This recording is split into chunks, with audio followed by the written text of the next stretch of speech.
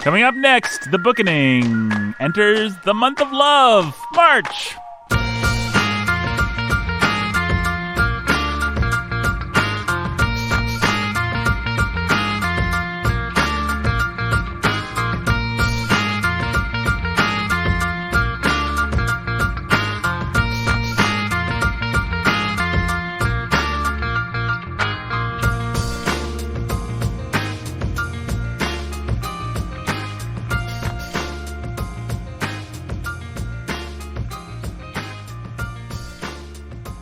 Hey everybody, welcome to the Bookening. My name is Nathan Albertson. I'm your humble and obedient host. That's Brandon. He's the scholar who's a baller of reading. That's Jake. He's the pastor who's a master of reading. Today we're going to talk about Jane Austen, Sense and Sensibility. Bang, bang. Oh, what's that sound? It's the contextual Texan. It's Brandon. Brandon's going to offer some much needed context on this work. Brandon, what do you have to say about Jane Austen? Oh yeah. Interesting. Cool. Yeah, never heard that before. Wow. Oh, she sounds like a great lady. Thanks for listening, everybody. The Bookening was brought to you by these patrons. Hey. What? We gotta give the people a little bit more than that, don't you think? You think they want more than that? Well, I don't know. Maybe they don't. Just trying to keep What it do I snappy know? here. Well, it was very snappy. I'll give you that, Nathan. It was very snappy. Thank you, Jake. I'll take it. It might have been a little thin, though. You think it was a little thin? Possibly a little thin. All right, let's do it one more time. And this time, you guys just need to, I think you guys need to jump in a little bit. That's what'll make it feel thicker. Okay. I can't thicken the soup myself. You know? You know, it would maybe help if you gave a little space for that, though. This time, could you just create a little space? Yeah, sure. I can create all the space you need. Hey, everybody, welcome to the Bookening. This is Nathan Albertson, your humble and obedient host, joined by Brandon, joined by Jake. Brandon, Hey. what do you think about Jane Austen? Yeah, interesting. Oh, Brandon, you card. Yeah. Oh. Jake, what? No, Jake, that is no. I do not agree with that. Oh, that's gross. Why would you even say that? Oh, have you even read a Bible? Thanks for listening, everybody. Bookening today brought to you by patreon.com/the Bookening. That sounded about right. That was good. Is that good? Yeah, You think we got it? Yeah. Good job. Yeah. Good job. Yeah, good job, you. Okay. Nailed it. You know, I still don't feel good about it. Okay, well, why don't I made suggestions last time. Why don't you try to figure it out for yourself this time? Brennan, what do you think I should do? I mean, it could be the part where you don't let us talk. Maybe you should let us talk. You know, I've always thought the major problem with our podcast was you guys talking. Oh, well, then I think you fixed it. By that metric. Yeah, by that metric, you fixed it. All right, I'm gonna try it one more time. Okay. We'll see if we can thicken it up, kind of get the right Bookening brew here going. Okay. Hey, everybody, welcome to the Bookening. This is Nathan and Patreon. Yay. That was great. You guys like that? Right to the point. Right to the point? Yeah, it's even better. That's the only reason we do this is for those Patreon bucks, people. I think we've recorded 3 quality episodes so far. This is great. We don't have to come back into the studio for, At least Like a few almost weeks. a month. Yeah. you know. We should do another one and then knock out a whole month's worth. All right. Should I let you guys talk on this one? Maybe a little bit. I don't care, whatever. You know, a little flavor. Like it's like a little broccoli makes the sugar go down. You know that classic song? Yeah, a Yeah. little bit of broccoli makes the sugar go down. You want some asparagus on the plate to kind of make the steak look tasty, or what, I don't know why they put asparagus on plates, or Because it's delicious. the little leafy things that they use. Garnish. Asparagus is great. We need a little Jake and Brandon garnish. Mm. Hey, everybody. Welcome to the Bookening. This is Nathan, your humble and obedient host. There's Brandon. Hey. There's Jake. Hey. Hey. We're going to talk about... Hey. Hey. Jumping on my... Jumping on your hay. Jumping on his hay. Hay is for horses. Hey. Hey. Brandon, Yeah. we're reading Sense and Sensibility. True or false? We are reading it. That is true. And you are going to provide some much needed context on this work That is true. in a famous segment of the Bookenings called The Contextual Texan, That's right. wherein you let out a hail and hearty. Yeehaw! And you do that because you are the Contextual Texan. You Yes. are a man from Texas. You provide much needed context on the work in question because you are knowledgeable about literature due to the education that you received Yes. and the hard work that you put into said education and your natural facilities with mental things Yes. and communication using words. Yes.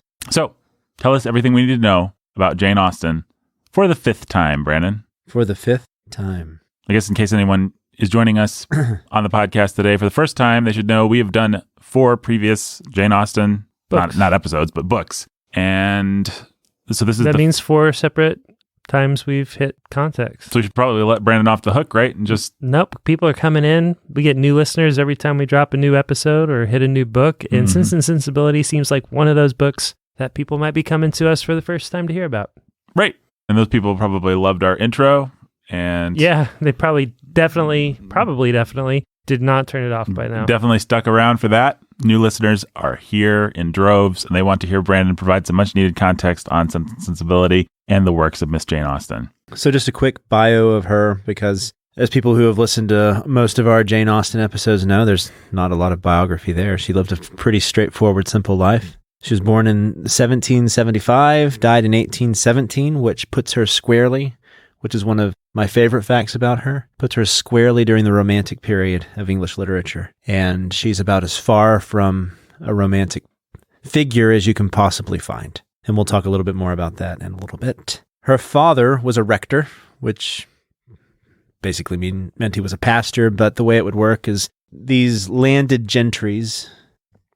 Well, should we talk about British society first? Yeah. Do we want to get the terms out of the way? Because I Yeah. figured if we're going to say landed gentry, don't we kind of need to know what that means? It's nice to know what things mean when you say them. Yeah, it is nice to know what things mean when you say them. So let's just start with a little bit of British society at the time, because that'll help you kind of understand who Jane Austen was, the way she fit into it, and then we can talk more about the literary history behind her at the tail end of this, and then call it a day.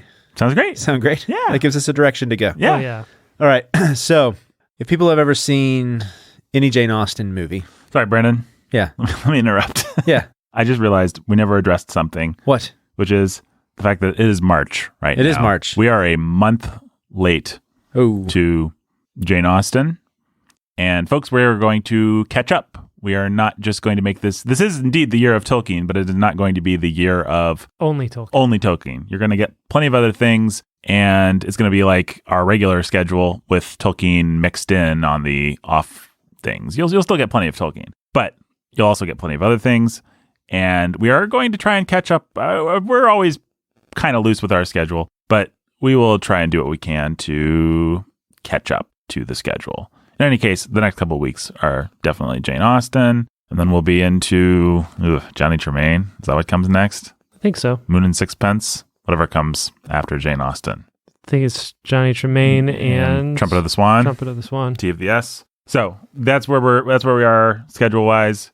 Where Brandon is at the beginning of a lovely context section that I've interrupted, for which I apologize. Take it back away, Brandon. You were about to define British society. yes. And this is important just because it establishes the groundwork for understanding how her novels are set up, and also just who she was and her family background. With British society, you had the noble class, and then you had the working class. And then you also had kind of the in-between class, which would be the, at her time, the rising merchant class. The noble class, which you don't see a whole lot of in Jane Austen novels, would have been the families who had a long history with patronage from the crown. And so they had been given some sort of title from the crown. And the Darcys would have been one of these families.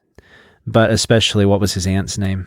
Oh, Darcy's aunt, Yeah, the bad guy. the bad guy. She would have been one of the most prominent examples you would have seen of this. You then also had, beneath the people that actually had like the noble titles, you would have had the landed gentry, people who had received property or land either due to patronage from another noble or just because of wealth and acquiring wealth.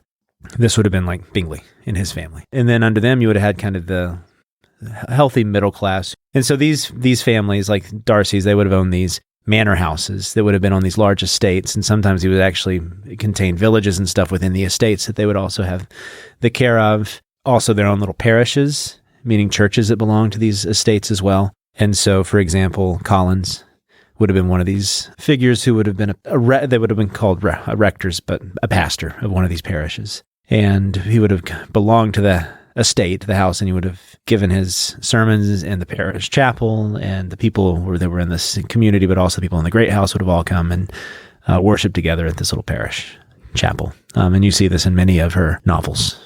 We saw it in Mansfield Park, right? Mm-hmm. And we also saw it in Pride and Prejudice. But then you would have also had the people who were kind of like the landed gentry, but not quite as high class, and they would have been more like the country gentry, and that would have been similar to the Bennet home and Pride and Prejudice. And then beneath them, of course, would be the working class.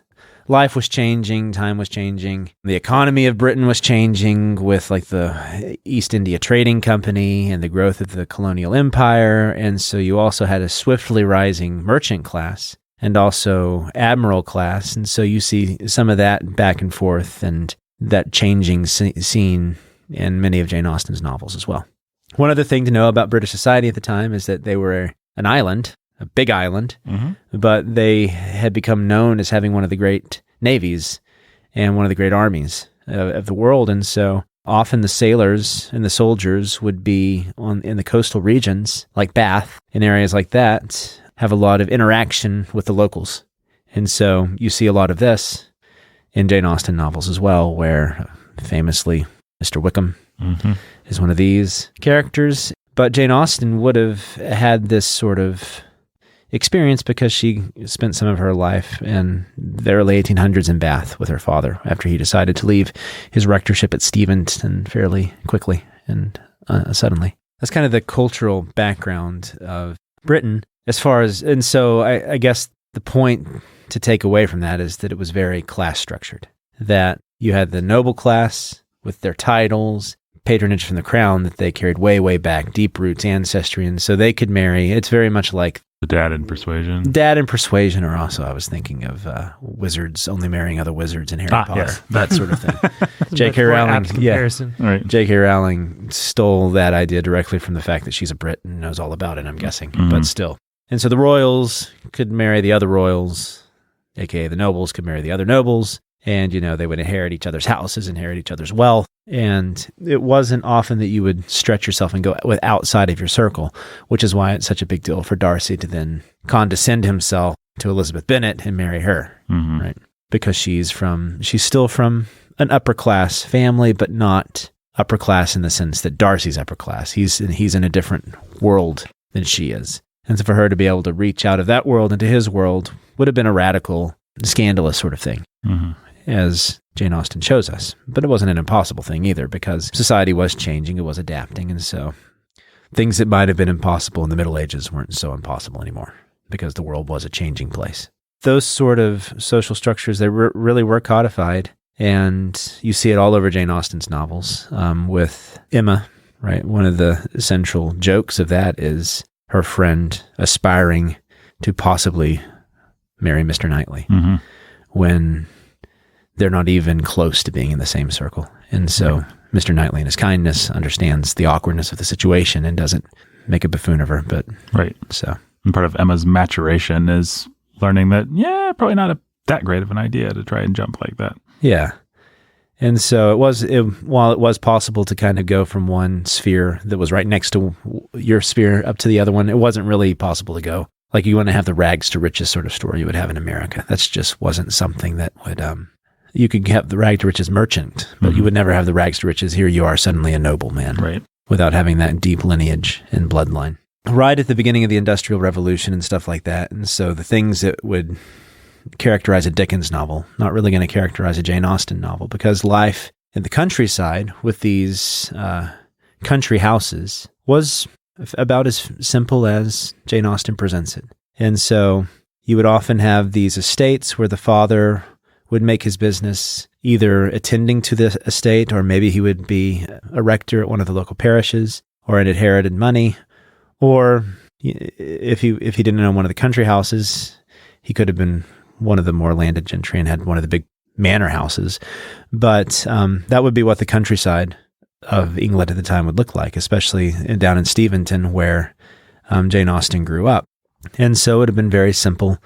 These little small communities, everybody would have known each other. You would have had the balls that everybody would have gone to at these houses. You would have been visiting each other's homes, paying visits to one another, going out and walking along the countryside roads together, down the hedges, and kind of an idyllic little lifestyle that would have been there, and one that seems fairly nice to us today. But kind of an otherworldly feel to it as well. But that was the life that she grew up in. There really were communities like that all over Britain at the time, because, like I said, you were still kind of in between the late Elizabethan, late Jacobean period, going towards what would become industrialized Victorian England. But you weren't quite there yet. And she also wasn't in the city. She was a country girl. Anyway, so that's the cultural, social background. Kind of went on a little longer than I thought I was going to, but it's interesting because it helps you understand both the world that Jane Austen would adapt into her novels. Because one of the things that most people notice about Jane Austen is that and now that we're 5 years into her and we've read most of her works now, her world is surprisingly small, but also surprisingly big. In other words, the setting of her world is very small. Her purview. But the psychological world that she presents to us is enormous. And so it's similar in many ways, though she's very different to Flannery O'Connor, who her purview was very small. You said the word purview. Mm-hmm. And yet she offers a richer world than that, except Jane Austen did it much better than Flannery, and with much more depth of characterization than Flannery O'Connor did. The part where Darcy takes those kids into the woods and shoots them. It's like a classic scene. Pretty great, man. Yeah. Shows the darkness of the human spirit. Yeah, man. We like Flannery O'Connor. We do. I love this is your first episode. I like Flannery O'Connor. I almost wrote a dissertation about her. Mm-hmm. Then I changed what my dissertation was going to be about, and it's no longer on her. But anyways, back to Jane Austen. So her father was a rector, and he wasn't the highest class rector in the sense that he had a lot of money. They had a fairly modest income growing up, but they weren't poor. They would have been along the lines of the Bennet family. Her mother actually did come from a higher class family called the Leys, where her father was like a rector at All Souls College in Oxford. And so her mother had more of this high class upbringing, but her name was Cassandra. She met George Austen, her father, and they fell in love and married. And so he became the rector at Steventon, which is where she would grow up. And you can find pictures of it. What it would have been like, it's very, like I said, idyllic with the trees surrounding it, little cottage house here, the Steventon parsonage, a small little 2-storied house, trees surrounding it, little walkway up there, little bench around the trees. Would have been like you would have imagined the Bennet home to have been. And I keep going back to the Bennets because it's pretty commonly thought that Jane Austen based the Bennet family on her own family, or at least to some extent. Not maybe Mrs. Bennet on her mother, but at least there was some overtones there. Also the Sense and Sensibility family, a little bit like her family after her father died. Her education would have been mostly at home, but people who knew her, and so there are several sources. Last year I read the autobiography that her nephew wrote on her called A Memoir of Jane Austen, which is fairly good. It was written by James Edward Austen Leigh. And then there are some other bios, and there's some letters that she had written to her sister. Most of those letters have been burned because her sister Cassandra, named after her mother, decided to burn them all because she thought that the world didn't need to read her sister's personal thoughts, which, fair enough. So after what some assume were like 5,000 letters, maybe only 160 survive. And so we really don't know. There's not a whole lot to say about Jane Austen. She grew up in this little country home. She would have met all these people through the great house that was near them, and also just in the community they grew up in Steventon. Her father being in the parsonage would have also had a lot of people in his house. Most people say they had a happy home. It was open and friendly and lively. The girls would have read a lot, and she also, at a fairly young age, this would have put her around 12, started writing some juvenilia. So some of it her earliest works were all like parodies, comedies in that sense. They wrote some plays together, put on some plays and productions, which was pretty interesting if anybody remembers Mansfield Park and what takes place in that novel with the theatrical productions there. But she would have had those experiences that then would have provided the context and background to everything she wrote about. And so everything she draws from in all of her novels comes directly from her own experience, as almost always happens with writers that are worth their salt. They don't try to stretch themselves outside the world they know. And instead they find a way to make the world they know the proper and only stage that they need. They don't need anything else. She was able to take her little Steventon home, the little parsonage there, and turn it into a stage that Victor Hugo could have never imagined. So fair. Who is it? It's Robert Louis Stevenson, isn't it, that wrote her like a fanboy letter saying, you do things in your little purview that I can't begin to touch with all my treasure islands and pirates and the broad scope of what I'm doing. That's what we keep trying to encourage people, and especially young men, to see, is that there's a lot more to a Jane Austen novel than just a love story. There are love stories in her novels, but that's not all there is. In a Jane Austen novel, you have a young lady who, despite her setting that most feminists kick against and say was oppressive, and like Virginia Woolf, she needed a room of her own. And then you have the two, Sandra Gubar here at IU, who famously wrote her Mad Woman in the Attic and made her career off of people like Jane Austen saying, well, she writing about her oppression and all this stuff, and how we need to reread Jane Austen's texts as feminist manifestos and all these things. There's just no merit to those arguments because there's no evidence that there's any truth to them. And why? Anyways, and we can come back to that later. But still, what all the evidence points towards is that she was fairly happy at home. She read a lot. She was observant. And she put her powers of observation to storytelling from a young age, and then tuned her craft into becoming the very discerning, witty, stylish novelist that she became as a young woman. And so how she did it was, well, I guess we don't really know all the details of how she did it because we don't know her biography completely. But we do know that she didn't go off and make her name in the world by going to Oxford or writing letters about complaining about her father, how her father was keeping her at home and all these things. She used the world that she was in and seemed fairly content in that world. We have evidence from her nephew and other people that she was a happy lady, that her nieces and nephews loved her. They loved to go see Aunt Jane, and that she found ways to work her writing life into the world she was in and make these novels that were wonderful while still being a good daughter.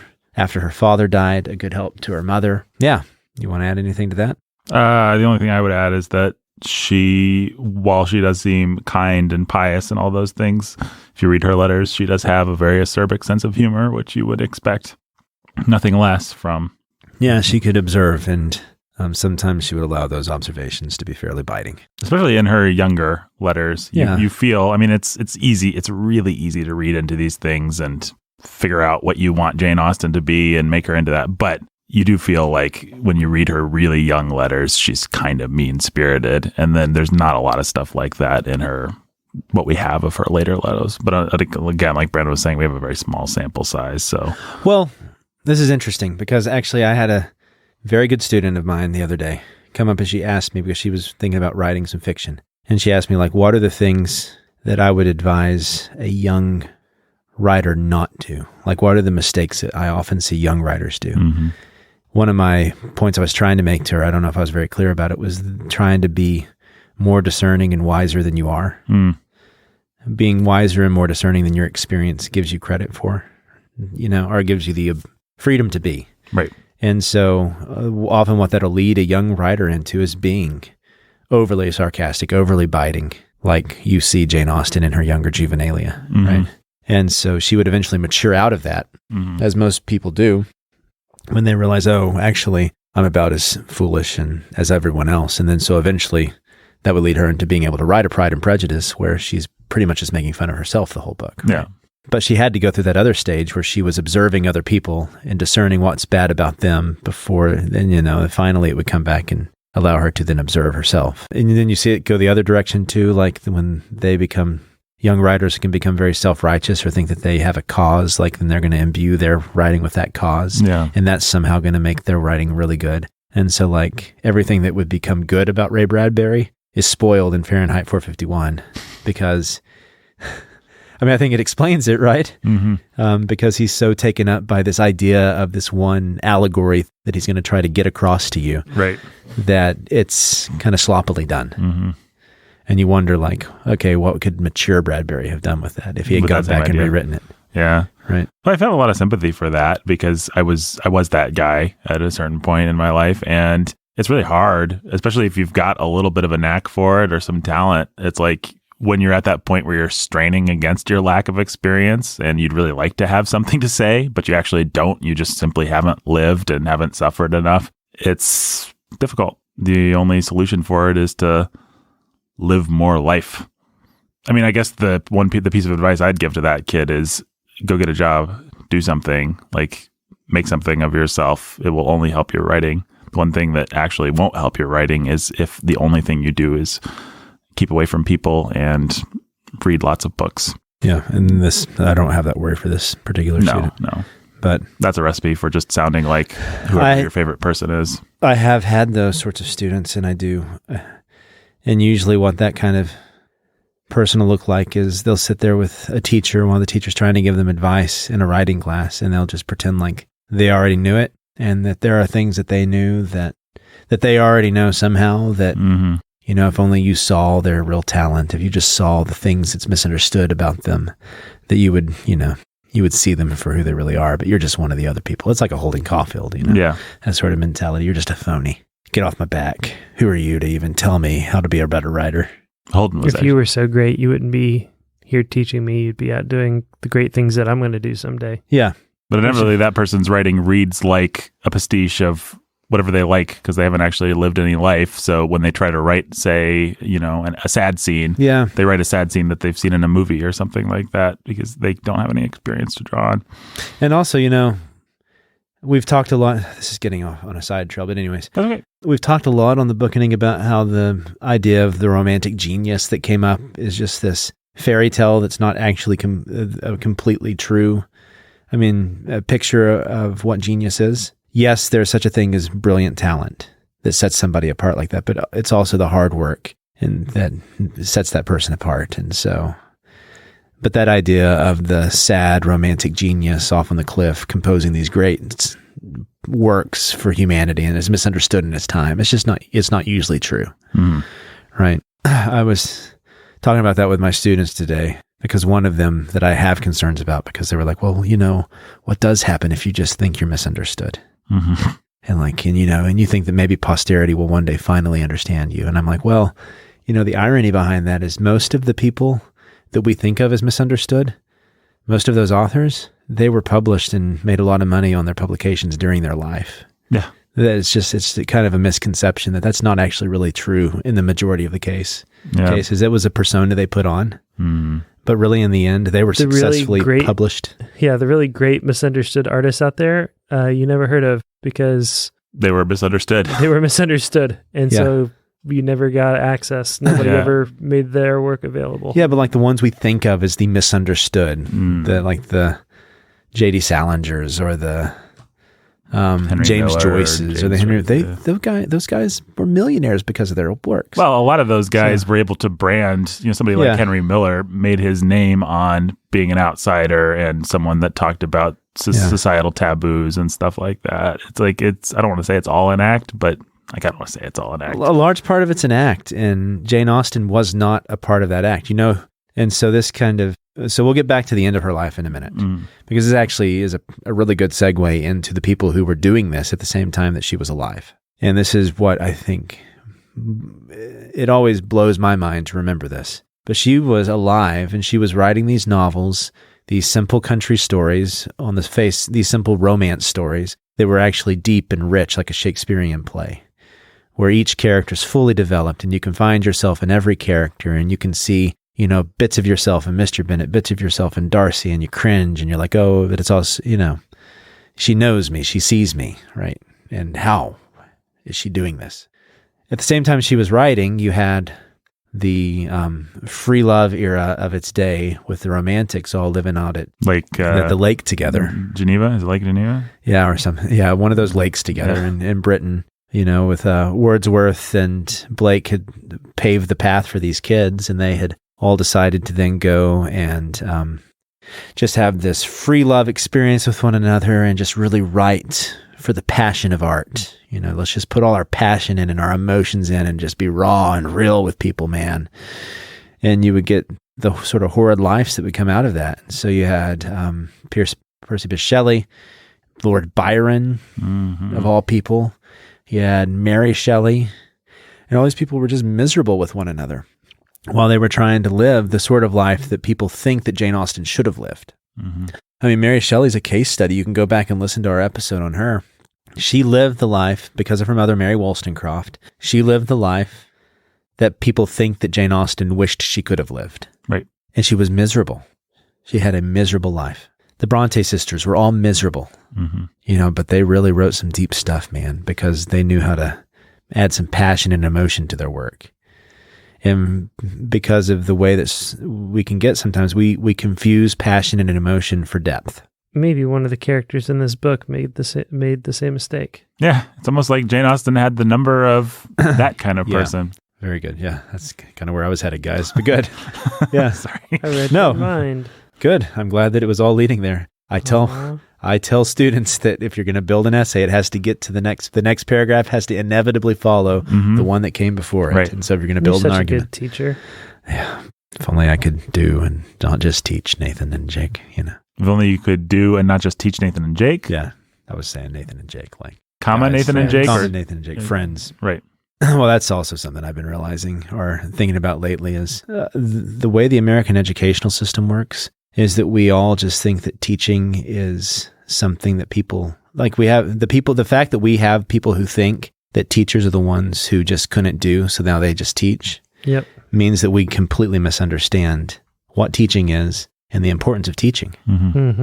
And so therefore we get into this idea that teaching is this inferior thing, and so then we have bad teachers. And then we wonder why we have bad Self-fulfilling teachers. prophecy, yeah. Yep. Teaching is... Some of the best doers are terrible teachers. Yeah. And some of the best doers are also great teachers. I think it's also true that some of the worst doers are for example, good teachers. I hear actually. that, like I've heard Seamus Heaney speak, and I've heard that he was an amazing professor as well. He was I'm sure he was. Yeah. Because he had that rich Irish voice. I mean, who wouldn't want to be taught by Seamus Heaney? Right. But still, C.S. Lewis, he could write. People said his classes were some of the greatest at the university as well. I imagine they were. So, I mean, it's just, that's too simple of a categorization, and it means that people then don't look for actual talent when it comes to their teachers. And that's a shame because it leads to all sorts of problems. What was I talking about? The Romantics? Yeah. By the way, Brendan, if I may make a rare correction, yeah, it was not a lake in Britain. I don't want anyone to give us 1 star and unsubscribe. It was a lake in Switzerland. That's right. It was Lake Geneva. You were right. It was Lake Geneva. Yeah. Thank you, Nathan. I was right. Good. I looked it up just to confirm it and just to make you eat crow. No, Brandon says a million facts and he's the best. And he knows a lot more about literature than I do. Oh, it was Wordsworth who did. It was a lake in Britain for Wordsworth. Oh, okay. But it wasn't Shelley and... But that's not the word place. Yeah, Byron. you said Shelley and... Well, maybe I confused it, actually. No, I got confused. I was linking them all together. The famous romantic lake is Lake Geneva. Lake Geneva in Switzerland is where they all went. Right. But there was the Lake District where Wordsworth lived. Right, okay. Britain. Then I just was conflating everything. Right. 1 star. I was making the world much more simpler than it actually was at the time, Nathan. Right. I shouldn't be doing this. 1 star. So, I need a pulling thread. Yeah. So, a needle pulling thread. Yay. 1st of 2020. That gets us somewhere. Oh boy, does it. So the Romantics, Lake Geneva, you corrected me, I cried. Right. We cut that part out. We didn't want people to think that bad of you. Somebody gave us 1 star. Just because we even thought about saying something wrong. You know what, Brandon? Actually, what? You gave us 1 star yourself. The star of the Bookening. Oh, Nathan, that's so sweet. And so this is interesting to see because I think with Jane Austen, she's a good case study for the way that our cultural misunderstandings just get deeply imbued into our psyche, however you want to put it. In other words, the way we think about genius, the way we think about art, the way we think about the artistic life that would even come, I mean, like, what's that recent Coen brother movies that was made about that Dylan-esque figure? Oh, yeah. You know what I'm talking about? Llewellyn Davis. Yeah, so even guys like Bob Dylan, who have legitimate talent, they still have this misconception that they have to be, I mean, most of it's performance with Dylan, right? Mm-hmm. And so you have him going off and he's acting like Dylan and he's acting like the Romantics would act, right? A semi-mythic figure. Because he thinks he needs to, because there's that's the way the artist lives, man, right? Mm-hmm. But then you have someone who's just living a very simple, boring life like Kazuo Ishiguro, who's writing novels that Bob Dylan wishes he could write. Mm-hmm. Right? Bold words. I mean, with skill that deserves a Nobel Prize. Mm-hmm. Bold words again. So, I love Dylan too, people, right? I just don't know if he deserved the Nobel Prize for literature.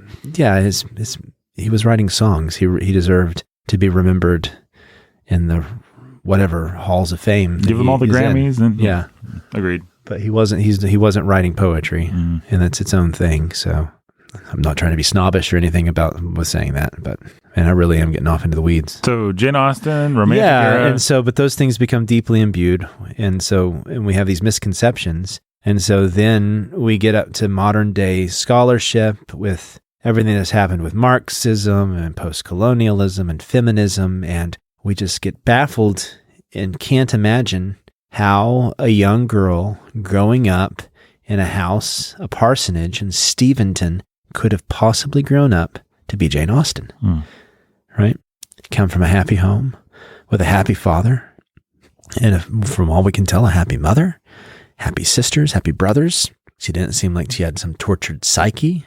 She had a brief little love affair that we think with Tom Lefroy, very similar to what probably would have happened between Elizabeth and Wickham, right? She had the disappointment of having to leave Steventon when her father took her to Bath, and it was kind of the lost period of her life. So she had her disappointments just like everybody does. Then her father died fairly suddenly, and then she was taken under her brother's patronage, and then that kind of faded away even later in life, which probably provided some of the influences for the novel we're about to read, right? Mm-hmm. She had all these things. She had her disappointments, but nothing so severe as to produce the genius, the James Joyce pining to be away from Dublin because it's so petty and small, right? Surely she was sitting there in her home pining to be away from Steventon, right? She had to be. And yet there's no evidence that that's who she was. Well, by the way, the evidence that people think about it that way is you can find novels written about Jane Austen's life, biographical films, things like this, and inevitably they fill in the gaps with some kind of romantic nonsense. Yeah. With some great pain or great driving artistic impulse, or they can't accept that she was just this chick that lived a normal life and happened to be really talented and observant. There has to be a thing. There has to be a key. Yeah. So it's like all these so there was that new retelling of Five Women. Little Women. Yeah. That modernized it all and made it real feminist and edgy for today's, because we think that art can only be worthwhile if we can reinterpret it through the liberal New Yorker artist lens. Mm-hmm. I think that's the only lens that matters. And so they think therefore that their very limited view of life must be the way that every legitimate artist throughout history must have seen the world. So Shakespeare had to have seen the world that way. Jane Austen had to have seen the world that way. I call cultural appropriation. It is cultural appropriation, and it's also Amen. And it's not really. It doesn't have to even be anachronistic cultural appropriation, because there are Jane Austens alive today. There are, just like there were wild, crazy feminists alive in Austen. Exactly. Yeah, Mary Wolfen, how do you say her name? Wollstonecraft as well. Yeah, there are women who are bright and perceptive and very intelligent, living very happy, quiet lives with their husbands and their families at home. Mm-hmm. And they have no time for the feminists telling them that they need to be disappointed with their life. And there are those women who are quietly doing brilliant things. I want to spin a narrative that all the creative people in the world share all of my political and cultural sins and biases. Yep. So I'm going to recast everyone as being made in my own image. Yeah. That is the definition of the kind of cultural appropriation that the left accuses everybody else of, but what they do to every artist that's ever lived. Mm-hmm. Yeah, and if it appropriates for them the right sort of intelligentsia, because all it is they're the intelligentsia. They're going to explain the world. And I mean, I actually had a professor who just outright said this, that in Marxist theology, in Marxist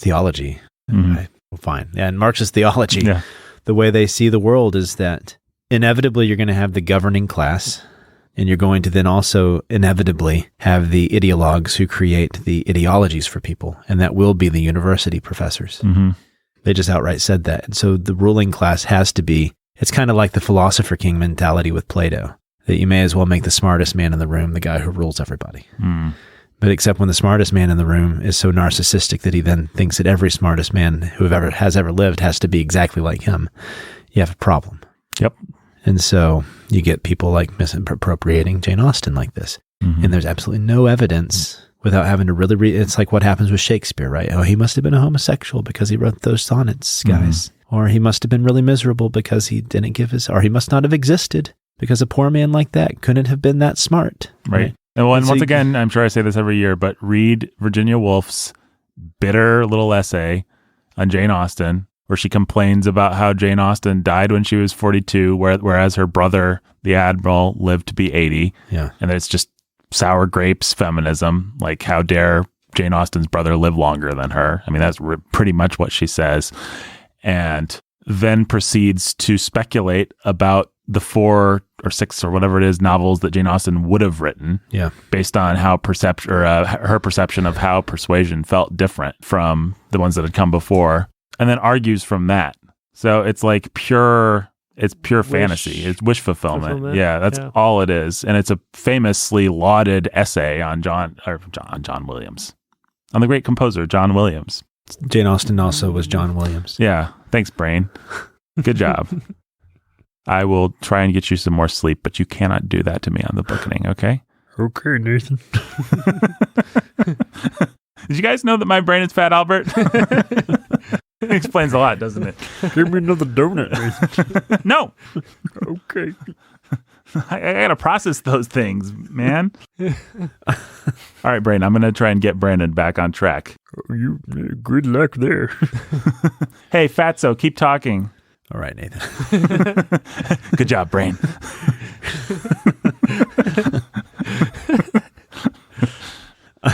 What are we talking about? Yeah, folks, disclaimer. Brandon, thin as a rail, emaciated, looks like the victim of a wasting disease.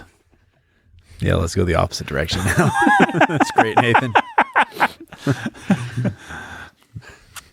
What were we talking about? Virginia Woolf. Yeah. Well, part of me thinks also I'm sorry I called you Fatso. It's fine. That crossed the line even for us. For Fatso? Okay. Whatever. It made me feel bad for the first time. Really? Don't say true things about each other. It just felt crossing lines. It just felt so bald-faced. Like, usually I have something a little more clever. Maybe not much. Yeah. I don't know. Brandon's normal, okay? He's neither thin nor fat. He's just Brandon. He's a nice... He's Goldilocks. He's just right. Yeah, he's nice. Just right. That's right. If he was a porridge, we'd want to eat him. If he was... Okay. Well, now this is just getting weird again, Nathan. Okay. So part of me thinks that people like Virginia Woolf and some of these other writers, they try to appropriate Jane Austen because if they can't write as well as she can from their worldview, and she actually lived in this radically different conservative sort of worldview and wrote novels that were like 20 times better than they could ever write, then that has to be disconcerting for them. Yeah. Because Virginia Woolf had this mentality. She was the free woman. She was the great thinker. And yet she wrote garbage like Mrs. Dalloway. To the Lighthouse. No one has ever legitimately enjoyed either of those books. Preach it. I mean, just like I had this guy in grad school that tried to convince me that he actually liked Ulysses. And so he had a reading group and we were all sitting there, and some person, this poor guy who was like a medieval scholar in the department, he was being honest. He's like, you guys, there's no way you actually like this, right? You're just pretending because it makes you feel smart, right? But you don't really like this, right? It's just like a mirror you're holding up so you can look at yourself. I remember that argument. It was like, that made this other guy so mad. But I was like, yeah, he's kind of right. Right? I mean, it's just a mirror that you hold up to yourself so you can see, oh, look how smart I am. I'm reading To the Lighthouse. Do I understand a word of it? Probably not. Did Virginia Woolf understand a word of it when she wrote it? Probably not. Anyways. Is that going a little bit too far? No. I think you went precisely as far as you meant to. Yeah. So, just like a wizard. Just like we said before. That's right. And yes, if that was even part of this. And before we get some person on reviewing us saying, well, has he even read To the Lighthouse? It's really not that obscure. It's really not that difficult to understand. I was being a little bit hyperbolic, people. Yeah. My point was still true. Virginia Woolf had some talent, but some. I mean, she could put a sentence together. I'll say that much for her. And so could James Joyce, but I mean, yeah. So Yeah, the world's full of people who can put sentences together. Yeah, that essay about Jane Do they Austen. have anything to say? That essay about Jane Austen is offensively bad. that is true. There are a lot of people, and so that's where this idea of genius just gets really ridiculous. Like, so the most modern example we've had of this was with David Foster Wallace. Mm. Like, I have tried many times to read Infinite Jest, and I just don't like it. And I'm to this point in my life where I've read a lot of things that are good, and I don't feel the need to make myself like something just because a lot of really smart people have told me that it must be really good. And a lot of the time, they'll take very obscure things, and they'll say that about those obscure things because they have the insecurity to think that they need to understand it. And if they don't, then they at least need to pretend they understand it because somebody else might understand it, and they can't be less than that person. Right? Yeah. And so that's what that Ulysses reading group just became, where all these people were kind of nervously looking at each other like, do you understand this? Oh, you think you understand it. So yeah, I understand it. Mm. Sure. Yeah, I get it. Yeah. I've been in those groups. And so ain't nobody got time for that. Ain't nobody got time for As that. Jane Austen famously said. Jane Austen, it's her most famous quote. Darcy Knightley looks at Emma and he says, ain't nobody got time for that. Yeah. Sit down. Be humble. Yeah. Badly done. So we're somewhere in the middle of her life right now. Yeah, she didn't get married and she died. We haven't even talked about the I fact can do context too. Yeah. We haven't even talked about the fact that she became a writer. But yeah, people, sometime within that period, like as early as 12, she was writing these juvenilia. But she began to write these stories that she would then compile into these books that would, make her famous. And so her first one. So they did? Yeah, her first one was Eleanor and Eleanor and Marion. Rigby, yeah. Eleanor and Rigby, that's right. After she finished Lady Susan. Oh, yeah. Boo. But she started working on Eleanor and Marion. It was its first epistolary. Mm-hmm. But it would slowly become, drumroll, Sense and Prejudice? Sense and Prejudice, that's right. Sense and Prejudice. Which she would then separate into two different novels, Sense and Sensibility and Pride and Prejudice. That's not how Pride and Prejudice got done. I'm sorry, Brandon. Was that not how it Hate worked? to drop facts on you, but Yeah. How did it happen then? She took Pride and Prejudice with zombies. She cut out all the good parts. And got rid of all the zombies. Yeah. Because she's like, this is a little bit too avant-garde for my pre-Victorian audience. Mm-hmm. She used all those words I'd too. really like Yeah. I'd really like to do this, but I can't because I'm trapped in in this pre-zombie world. Pre-Victorian. in my room without a view. Yeah. view. Yeah. Just staring at this yellow wallpaper. Yep. All about that yellow wallpaper. It's all about it. Yep. Amy Bird will set her free. Yeah. Eleanor and Marion was an epistolary novel, and then it became, in 1811, Sense and Sensibility. Mm-hmm. It sold out its first run. Mm-hmm, sister. That's right. So she didn't become like really rich, but she The was... publisher didn't believe in her and made a short run. That's right. Yeah. 500 novels, 500 copies. That's the word I was looking Yeah. for. True or false, Jane Austen wrote 500 novels. That's right. She was the Stephen King Right. of her era. If only.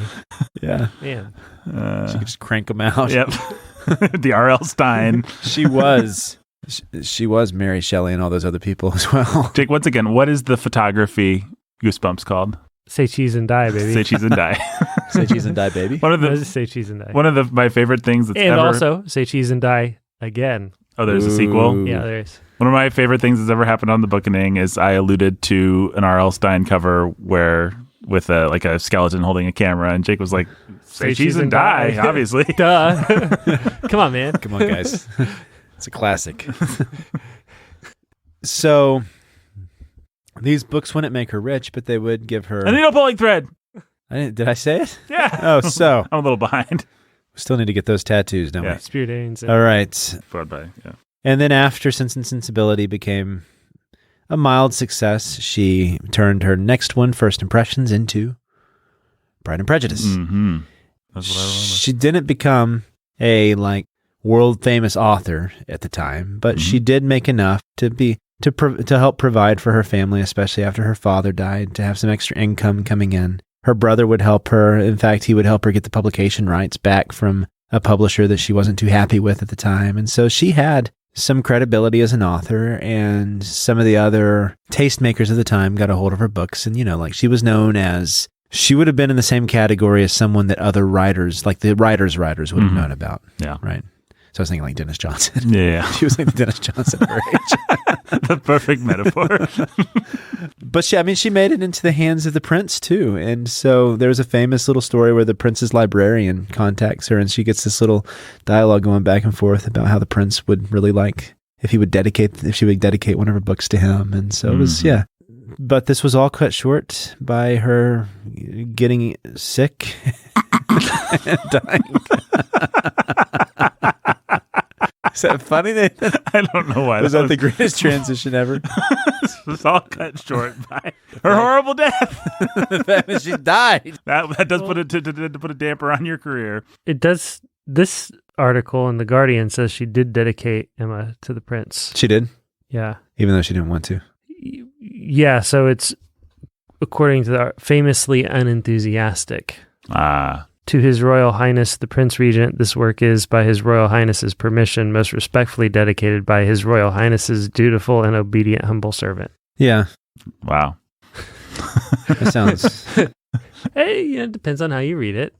You Just can read it very acerbically. To His Royal Highness the Prince Regent, this work is, by His Royal Highness's permission, most respectfully dedicated by His Royal Highness's dutiful and obedient humble servant. it's laid on thick enough to... Or you can be like, to His Royal Highness the Prince Regent, this work is by His Royal Highness's permission. You can't even not read it.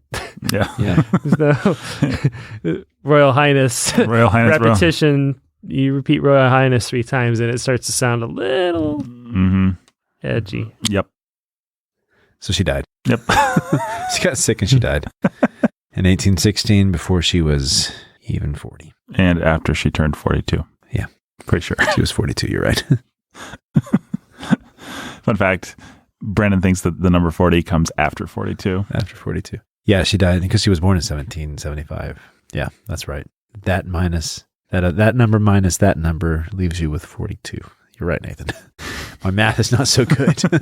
Nobody ever said you were the scholar who's a baller of math. Of math, that's right. And now that, anyways, I found a way to work in everything that I wanted to say, but in the places I wasn't expecting to say it. So there we go. There you go. Well, we'll have another episode or two to talk about Jane Austen, so we can work in more things as we need to, right? Yeah. All right. Well, thank you for that context, Brandon. And our patrons will thank you as you shout out their names, followed by Jake saying... What Jane Austen character there? A candy bar. Oh, okay. That best represents who they are. This gets really fun because we have so many patrons now that this actually can be a challenge. Yeah, I guess we'll make it into a context. I'll shout them out. It will be Jake's turn, Brandon's turn. You know the drill. Oh, come on. I didn't want it to be a contest. Robert and Rhonda the Lovebirds.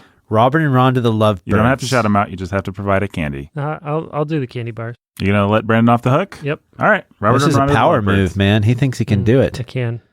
Jake is actually the fat one. Robert and Rhonda the Lovebirds. Snickers. Yeah, The Artful Anthony Dodger. The Artful Anthony Dodger. Butterfinger. Little Anthony Cigar Store. Little Anthony Cigar Store. Kit Kat. You looking at a list of candy bars over there? Of course not. The Immortal Chelsea E. Put your phone down. The Immortal Chelsea E. Twix. Jimmy Beam and Little Annie Oakley. Jimmy Beam and Little Annie Oakley. Reese's Peanut Butter Cups.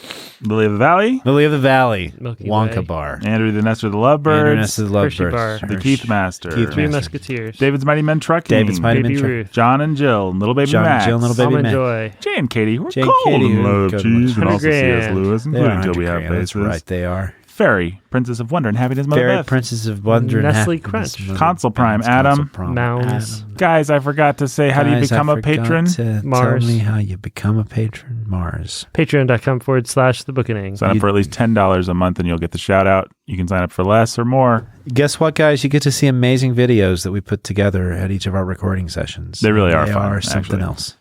I said Console Prime, Adam. Mars. Jeremy the Dark Hooded Lord of Death. Jeremy the Dark. Whatchamacallit. He is a whatchamacallit. Yeah. Nathan, not me. Nathan, not that He. guy. Maya. Ryan the Red Avenger and Payday. Judith the Ladies of Justice. And Mr. Ryan, Goodbar. the Red Adventure Judo Lady Justice. Danny the Dude. Oh, The Henry. Dude. DJ Sammy G. DJ Sammy Score. G. Benny and Dana Tiberius. Hershey's Cookies and Cream. Eric and Catherine from Yon Window Breaks. Charleston Chew. Professor and Lady X. Hershey's Crackle. Lavender's green, Dylan. Lavender's blue. Lavender's green, Dylan. Fifth Avenue. There you go. Noah Constrictor. Bounty. Very cheap. Yep, that's right. So tasty. Fast Break. Fragrant Maiden Chloe. Clark Bar. Six Pack Zach with Mean Never had Attack a and Clark Catherine Bar. with an act for laying down the smacks. Sky Bar. Never heard of that one. Anthony was Colton Making it Late's Life, Liberty, and the Pursuit of Cheese. Zero. Ooh, those zero Oh, bars right are good. Jiu-Jitsu, Jeffrey, the Texas Ranger. Arrow. Rachel. Zagnut. Zagnut. Yeah. Is that a candy? Apparently on the Candy list he's bar. reading. Leopard Tank Thomas. Leopard Tank Thomas. Bit of honey. Midnight Ninja Ellen. Midnight Ninja Ellen. Outrageous. Queen can get a Queen can get a Wonka Bar. Return of the Jedediah. Return of the Jedediah. Jet of Rack and Ruin. Jay of Rack and Ruin. Coffee Crisp. Timothy the Rider at Dawn. Curly Timothy the Whirly. Right at Dawn. Eric and Kate, the Galaxy. Camp Champ Kings, who are warm and love bees. That's an amazing Cadbury one, Cream people. Egg. I love a Cadbury cream egg. Ooh, yeah. Actually, that was way too strong. I have occasionally enjoyed and mostly been disgusted by Cadbury cream eggs. And Nathan, you have Cadbury cream egg on your face right now.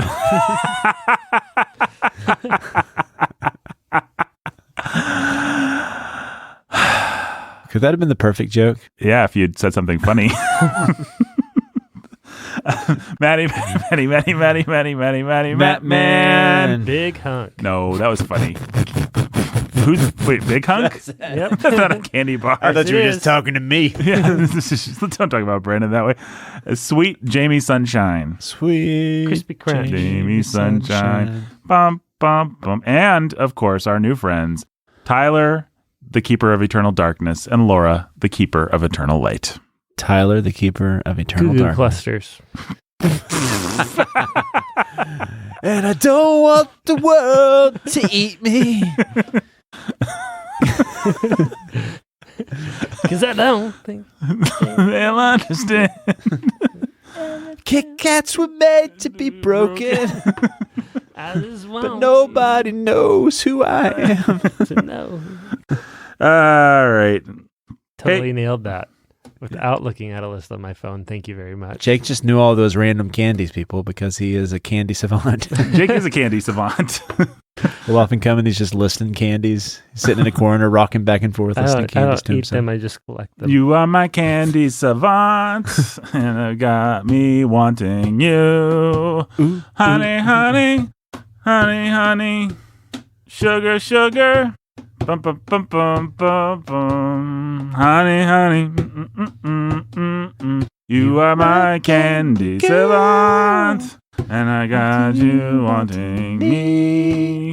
Honey, honey, honey, sugar. Okay. Patreon.com/The Bookening. That's where you can support us. Thanks for listening, folks. We'll be back next week with more sense, maybe even some sensibility.